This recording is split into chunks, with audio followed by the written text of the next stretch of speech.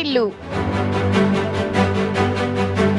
నేడు భారతదేశానికి పాకిస్తాన్కి యుద్ధ వాతావరణం ఉన్న నేపథ్యంలో విజయనగరం కొత్తపేటలో కొందరు ఆకతాయి కుర్రవాళ్ళు జై పాకిస్తాన్ అనడంతో హిందువాది అయిన వ్యక్తి వాళ్ళను వారించడంతో ఆ ఆకతాయి కుర్రవాళ్ళు ఆయనపై దాడి చేయడం ఎంతో బాధాకరం.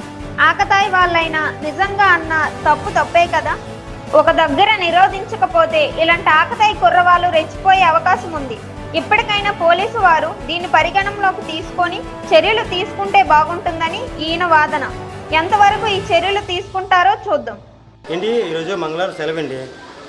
సాయంత్రం మధ్యాహ్నం 2 గంటల వరకు పని చేసుకుని వచ్చానండి. పని చేసుకుని కుర్రలందరూ సరదాగా ఆడుకుంటారు కదండి. నేను సరదాగా వెళ్ళండి ఆటపడి. ఎక్కడ ఇప్పుడు కొత్తపేట కుమ్మరైతే వేసినారు ఉంది కదండి, పప్పుల మీద రైల్వే గేట్ దాటి పక్కన ఆడుకున్నారండి. అందరూ ఆడుతో పాటు నేను చూస్తానండి. సాయంత్రం 4 అయింది, అందరితో పాటు నేను చూస్తానండి.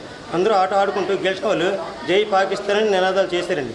దానికి నేను ఒరే మన దేశంలో ఉండి మన దేశం జై పాకిస్తాన్ అనవేట్రా, మళ్ళీ మనం ఏదైనా మాట్లాడుకుంటారంటే నేను జై పాకిస్తాన్ అంటానని చేసి పక్కన నుంచి 4 రెచ్చగొచ్చారండి. దానికి కూడా అలా అన్నారండి, జై పాకిస్తాన్ ఒరే అలాగంటే నువ్వు ఊరుకుంటారని చెప్పానండి.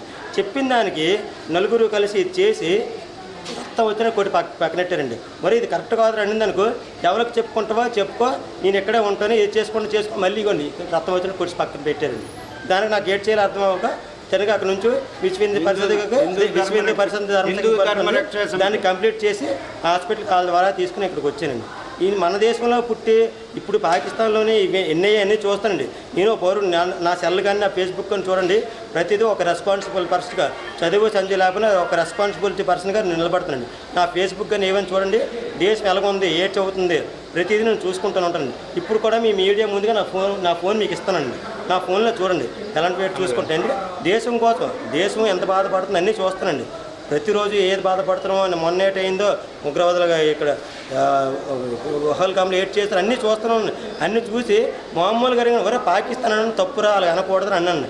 అన్నందుకు సరదాగా అన్నామండి. మన దేశంలో పుట్టి మన హిందూ దేశంలో పుట్టి సరదాగా అనడం ఏంటండి, వాళ్ళకి అన్నదానికి నన్ను రక్తం వచ్చి కొట్టేసి ఏడ్ చేసుకొని చెప్పి ఉద్రేకంగా నన్ను పక్కకు పంపించారండి కొట్టేసి.